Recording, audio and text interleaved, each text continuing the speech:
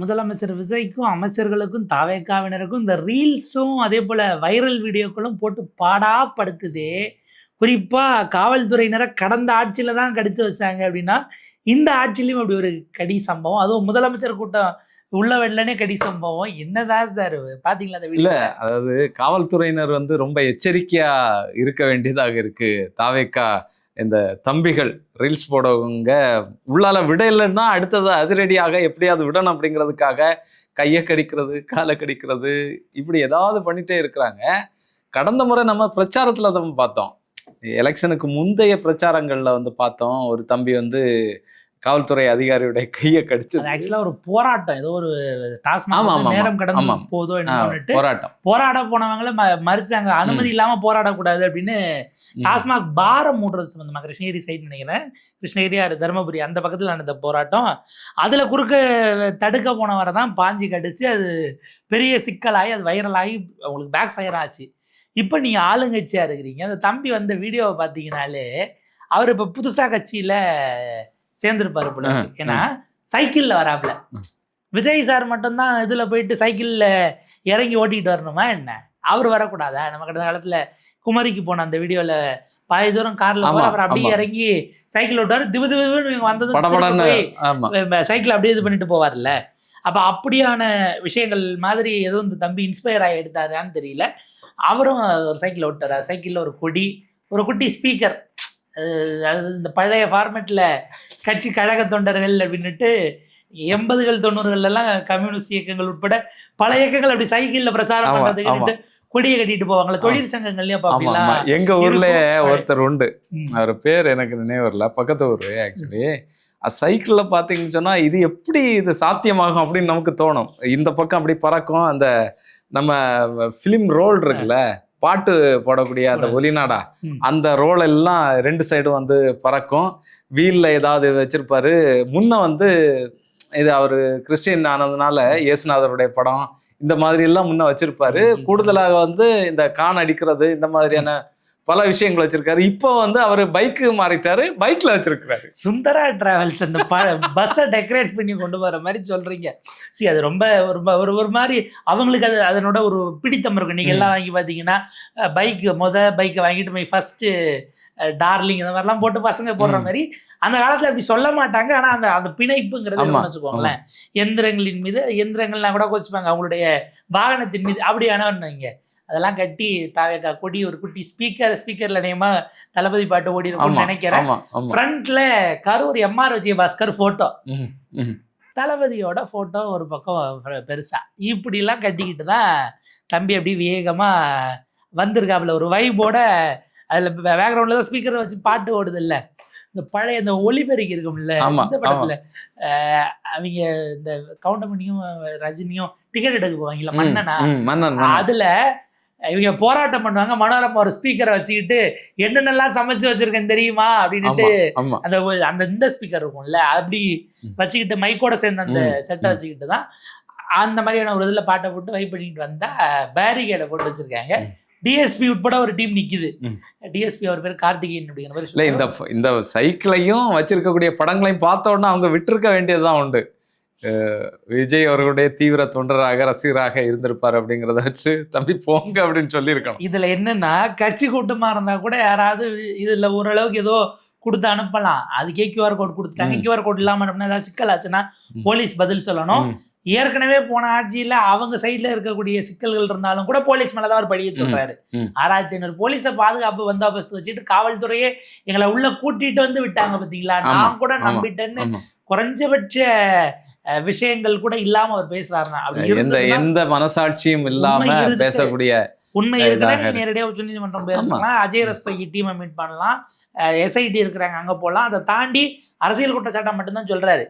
கட்சி நிகழ்ச்சியிலேயே இந்த சிக்கல்னா இது அரசு நடத்திய நிகழ்ச்சிக்கு போன சமயத்தில் நடந்ததாதான் அதுல செய்திகள் வருது. அப்ப அந்த அரசாணை வழங்குவது கலெக்டர் ஆஃபீஸ்ல நடக்கிற ஈவெண்ட். சர்க்கிட் ஹவுஸ்ல ஒரு மதியம் அங்க போனதா சொல்றாங்க. அப்ப அப்படி வரும்போது கலெக்டர் ஆஃபீஸ்குள்ள நடக்கிற நிகழ்ச்சியில நீங்க பாட்டுக்கு கட்சிக்காரங்க இந்த மாதிரி உள்ள விட்டுட்டு இந்த தம்பி என்ன பண்ணுவாருன்னு தெரியாதுல்ல. திடீர்னு ஏதாவது கலெக்டர் பேசிக்கிட்டு இருப்பாரு, இல்ல வேற ஏதோ அரசு அதிகாரிகள் இருப்பாங்க. இவர் பாட்டுக்கு போய் சைக்கிள்ல நட்டு வச்சிருக்க கொடியை டக்குன்னு அப்படி ஒரு உணவு கொடி இல்ல தடி இல்ல அதுல கனெக்ட் ஆகல இல்ல அப்படியே இருக்கு. இப்ப QR கோடு கொடுத்து போயிருக்கவங்க எல்லாம் இப்படி செய்ய மாட்டாங்க அப்படிங்கிறதுக்கு என்ன உத்தரவாதம்? இல்ல இது அரசு QR நிகழ்ச்சி code. இல்ல, அரசு சரிதான். நிகழ்ச்சியும் போது அனுமதி அட்டைங்கிற மாதிரியான விஷயங்கள் ஓடுது. அது ரொம்ப அவர் ஏன் முதல்ல என்னன்னா அவர் ஏன் இவ்வளவு தாமதமா வந்தார், இவங்க ஏன் வெளில மறைச்சாங்க, அவர் கட்சி நிகழ்ச்சி தான் நினைச்சது முதல்ல, அப்புறம் தான் தெரிய வருது. இதுல என்னன்னா உள்ள அரசு நிகழ்ச்சினும் போது கவர்மெண்ட் பெர்மிட்டடான அடையாள அட்டைகள் உங்களுக்கு அது 31 குடும்பங்களுக்கான பணியானை, அது போக அந்த ஒரு நிறுவனம் தொடர்பான விஷயங்களை திறந்து வைக்கக்கூடிய விஷயம் இருக்கு.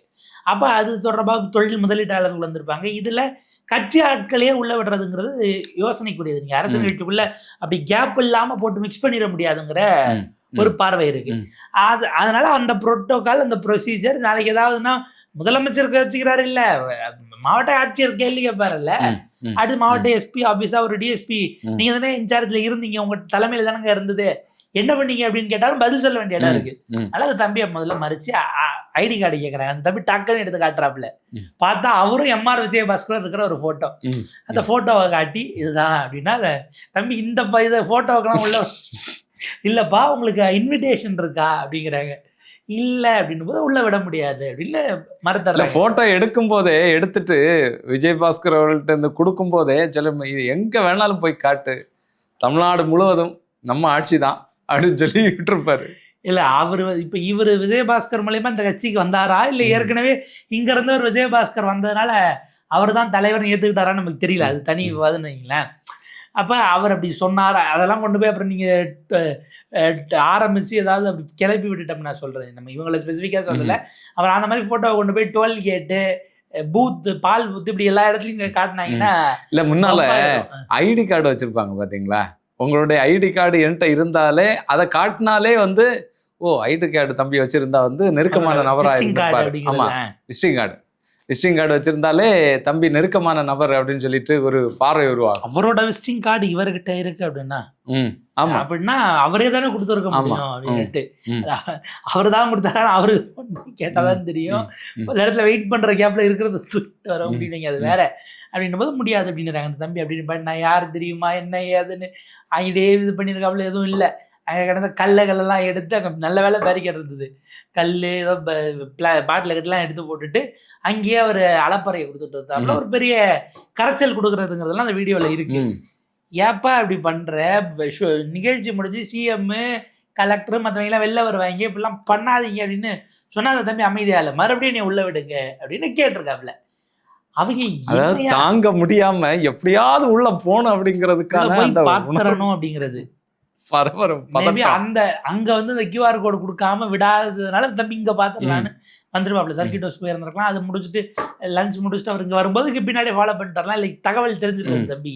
அதனால வந்துட்டு தான் போயிட்டு இருக்கும்போது அவர் டிஎஸ்பி ஐயா இல்லை இங்க வந்து பண்ணாதீங்க அப்படி ஓரம் போகன்னு இப்படி பேசுறதுக்கு அப்படி முன்ன போய் கையை நீட்டு நம்ம தோல்லத்தை முதல்ல அவர் தட்டுறாரு, தட்டி ஏன் அப்படி பண்றீங்கன்னு கேட்குற கேப்பில் தான் தம்பி பாஞ்சி அவருடைய கையில் கடிக்கிறது பரபரப்பாங்கிறது பின்னாடி இருந்து போலீஸ்காரர்கள் ஓடக்கூடிய வீடியோலாம் பார்க்குறாங்க. அதுக்கு பிறகு அந்த தம்பி 2 அடி அடிக்கிறாங்க, அடிச்சுட்டு ஏயா இப்படி பண்ணுறீங்கன்னுட்டு. இப்போ நீங்கள் எவ்வளவோ விஷயத்துக்கெல்லாம் போலீஸ் ட்ரைனிங் கொடுப்பாங்க. நீங்கள் எதிர் தரப்புல இருந்து கல்லை வீசினா என்ன பண்ணுறது, தடி அடி இல்லை வேற எதுவும் பாட்டில் வீசினாங்கன்னா எப்படி சமாளிக்கிறது, தற்காப்பு, நம்ம கிட்ட கண்ணீர் புகை கொண்டு இருக்கா, தண்ணியை பீச்சு அடிச்சு கலைக்கலாமா, அதெல்லாம் ரைட்டு. இதுக்கு ட்ரைனிங் கொடுக்க மாட்டாங்க. புதுசா வந்து இதற்கு பயிற்சி எடுக்க வேண்டியது இருக்கும் போல் இருக்கு, இன்னும் பயிற்சி வேண்டுமோ அப்படின்னு 23ஆம் பிள்ளைகள் அவர் சொல்ற மாதிரி அப்படியான ஒரு செய்தியா தான் நம்ம பார்க்க வேண்டியிருக்கு. இப்போ இவ்வளவு இது ஆன பிறகு வச்சு அங்க காவலர்கள் உட்கார வச்சுட்டு இருந்திருக்கிறாங்க. இதெல்லாம் முடிச்சு இது கடைசியில் இந்த தம்பியும் கடைசியில் யார் காப்பாத்திருக்காங்கன்னா முதலமைச்சர் தான். முதலமைச்சர் காப்பாத்தினாருன்னா அவரு இது பண்ணல, அவர் முடிச்சு வராருங்கிறதுனால இவங்க எல்லாம் பரபரப்பாய் சரி போங்க பின்னாடி அங்க நமக்கு டியூட்டி அங்க இருக்குன்னுட்டு தம்பி பார்த்து போப்பான்னு விட்டுட்டு அதுக்கப்புறம் பரபரப்பா அவங்க இனிமே இப்படிலாம் செய்யக்கூடாது, இப்படிலாம் இது பண்ணக்கூடாது, கடிக்கிற வேலை இருக்கக்கூடாது அப்படின்னு சொல்லிட்டு தம்பியை ரிலீஸ் பண்ணிட்டாங்க. ரிலீஸ் பண்ணா அந்த தம்பி இருந்து பார்த்து தளபதி போற வழியை எப்படியோ பார்த்துட்டாப்ல, பார்த்துட்டு ஒரு உற்சாகம் மீதி ஒரு கொண்டாட்டம் வரும்ல, தளபதியை பார்த்தாச்சு அப்படிங்கிறதுல. அதே சைக்கிள்ல அந்த கொடி அந்த போட்டோவோட அங்க இருக்க ஆபீஸ்க்குள்ள சைக்கிள் ஓட்டிக்கிட்டு இருந்த வீடியோவும் இப்போ கூடுதல ரிலீஸ் ஆயிருக்கு. ஒரு கொண்டாட்ட தளபதியை நான் பார்த்துட்டேன் அவர் வெளியில வரும்போது நான் பார்த்துட்டேன் அப்படிங்கிற மாதிரி அங்க இது வேற ஏதோ பார்த்துட்டேங்கிற மாதிரி காட்சி எனக்கு வந்து அரசு அலுவலகத்தினுடைய அது அரசு அலுவலகமாக தான் இருக்க வாய்ப்பு இருக்கு. ஏன்னா அந்த மாதிரியான கட்டமைப்பு இருக்கு. இல்லை ஒருவேளை சர்க்கியூட் ஹவுஸாக கூட இருந்திருக்கலாம். அப்படியான கட்டமைப்புக்குள்ள அங்க அதுக்குள்ள சைக்கிளை வளைச்சு வளைச்சு ஓட்டி இந்த தம்பி சந்தோஷமா போறதுங்கிறதெல்லாம் அதுவும் ஒரு பக்கம் வைரலா போயிட்டு இருக்குது. சரி ரைட், இதுல என்ன சிக்கல்னா முதலமைச்சர் மீது வைக்கப்படுகிற விமர்சனங்கள் இதெல்லாம் நம்ம ஒரு நேரம் ஜாலியா பேசணும் இல்லை ஃபன்னா பேசணும், அதெல்லாம் ஒரு சைடு. முதலமைச்சர் விஜய் அவர்கள் தன்னுடைய தொண்டர்கள் அடுத்த கட்டத்திற்கு பண்படுவதையோ அரசியல் படுவதையோ விரும்பவில்லையான கேள்வி இருக்கு. ஏன்னா நேற்றைக்கு அவர் பேசிய பேச்சுல அவர் பேசிய பாணி நமக்கு பிரச்சனை இல்லை. ஒவ்வொரு தலைவரும் அவங்களுடைய டார்கெட் ஆடியன்ஸ் அவங்களுடைய தொண்டர்களுக்கு கனெக்ட் ஆகிற மாதிரி பேசுறது அவங்க உரிமை.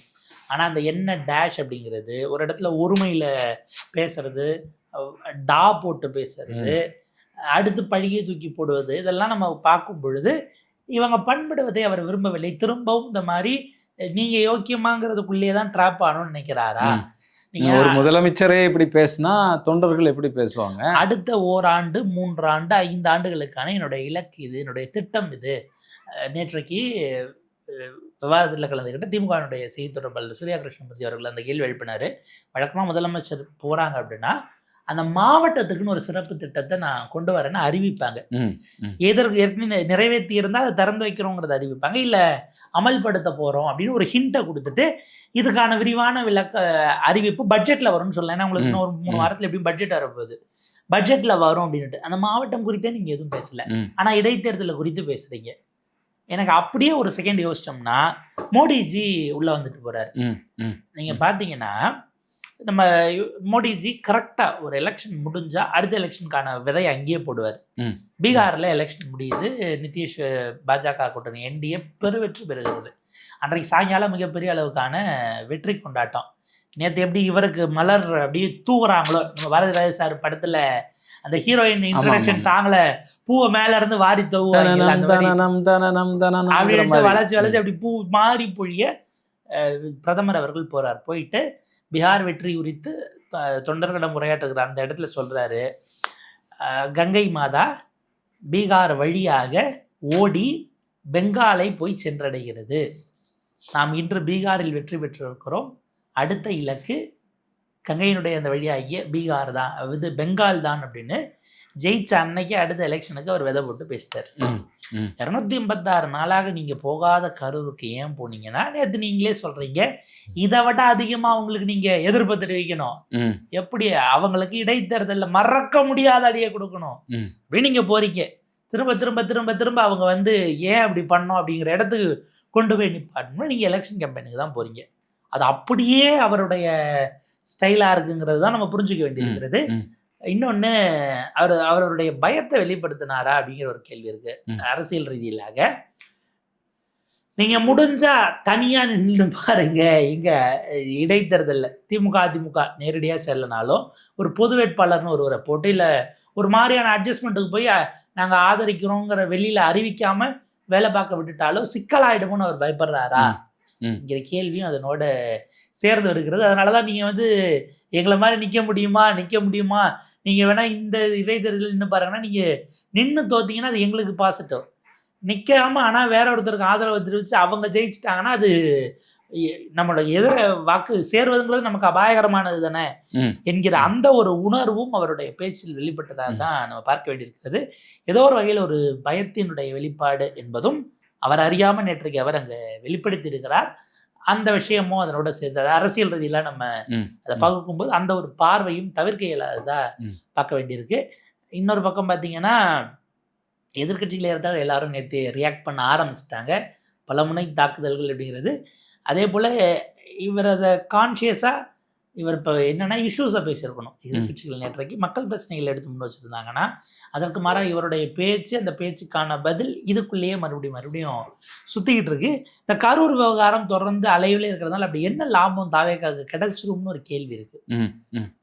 இல்ல அதைத்தானே அவங்க விரும்புறாங்க. இப்ப வந்து 41 நபர்கள் இறந்ததற்கான நினைவு சின்னம் நாங்க வைக்க போறோம். கட்சியின் சார்பில் கட்சியின் சார்பில் வச்சுட்டு போறாங்க. சரி, கட்சியின் சார்பில் வைக்கும். இதுக்கு முன்னால இப்படி எல்லாம் நடந்திருக்கா? யாராவது வச்சிருக்காங்களா? பேரிடர்கள் நடக்கும்போது அதுக்கு வைப்பாங்க. இதுல என்னன்னா இதுல என்ன அரசியல் முதல் அப்படிங்கிறது தான் மாநாட்டுக்கு பார்வை. வந்ததுல இருந்து உங்களுடைய மற்ற கூட்டங்கள்லாம் சேர்த்தா குறைஞ்சது ஒரு 7ல இருந்து 10 பேர் இறந்திருப்பாங்க. ம். அந்த உயிர்களும் உங்கள் கட்சிகள் அது உங்களை பார்க்க வந்தபோது விபத்தின் காரணமாக இறந்தவர்கள் தான். அவர்களுக்கு ஏன் அரசு வேலை இல்லைன்னு நீங்க நகர்த்துனீங்க? ம். அல்லது அவர்கள் கட்சியின் சார்புல நினைவேந்தல் விக்கிரவாண்டி கூட்டத்துக்கு வந்தபோது உயிரிழந்தவர்களுக்கு விக்கிரவாண்டி கூட்டம் நடந்த வருஷம் 2 போன ஆண்டு எதுவும் நினைவேந்தலோ அல்லது அவர்களுக்கான படத்திறப்போ மலர் தூவி மரியாதை நீங்கள் செலுத்தினீர்களா? எப்ப நடந்தது? ம். அந்த கேள்வி இல்லாம இருக்கு ஆமா. இல்லையா? இல்ல கரூர் சம்பவத்துக்கு பிறகு 2 பேர் இறந்து போனாங்களே. அந்த அதற்கு ஒரு தஞ்சாவூர்னு தஞ்சாவூர்ல நினைக்கிறேன். அந்த ஃபாலோ பண்ணிட்டு வந்து விழுந்து அடிபட்டு கொஞ்ச நாள் மருத்துவமனையில இருந்து இறந்து போன ஒரு இறந்து தம்பி. போனார். அவங்க அப்பா வந்து பால் பீச்சி விற்பனை செய்யக்கூடியவர்னு நினைக்கிறேன். Subject to correction. பட் அப்படியான இதெல்லாம் இருக்கு இல்லையா? அப்ப உங்களுக்கு அரசியல் ரீதியிலாக இது இது வந்து ஏற்கத்தக்கதா இருக்கு அல்லது உங்களுக்கு உங்களை புஷ் பண்ணக்கூடியதா இருக்கு, உங்களுக்கு லாபகரமாக ஏதோ ஒரு நரேட்டிவ் செட்டிக்கு யூஸ் ஆகுதுங்கிறதுனால நீங்க இதை மட்டும் செய்றீங்களா? நாளைக்கு வேறு ஏதோ ஒரு கட்சி வரலாம், நம்ம சொல்லிக்க வேண்டாம்னு வைங்க, அந்த கூட்டத்துக்கு போய் உயிரிழந்தாலும் நீங்க கொடுப்பீங்களா? உங்களுடைய எதிர்கட்சியாக இருந்தால்ங்கிற கேள்வி அந்த இடத்துல வரும். மிக தவறான ஒரு முன்னுதாரணத்தை பேண்டோரா பாக்ஸை முதல்வர் விஜய் திறந்து வைத்திருக்கிறார். நீதிமன்றம் 21ஆம் தேதி விசாரணைக்கு வருது. அது எப்படி போகுதுங்கிறதெல்லாம் நம்ம பொறுத்திருந்து பார்ப்போம். அவர்களை மிகப்பெரிய அளவுக்கான இளைஞர்கள் அதாவது ஆற்றல், அந்த இளமை உத்வேகம் ததும்பக்கூடிய அளவுக்கு இருக்கிற இளைஞர்கள் கூட இருக்காங்க. அவங்கள முறைப்படுத்துங்கள், பண்படுத்துங்கள். அதற்கு நீங்கள் உங்களை ஒரு தலைவராக வெளிப்படுத்திக் கொள்ள வேண்டுமே தவிர நேற்று வெளிப்படுத்தியதை போல வெளிப்படுத்துவது என்பது சரியானதாக இருக்காது. நிச்சயமாக தொடர்ந்து பேசுவோம்.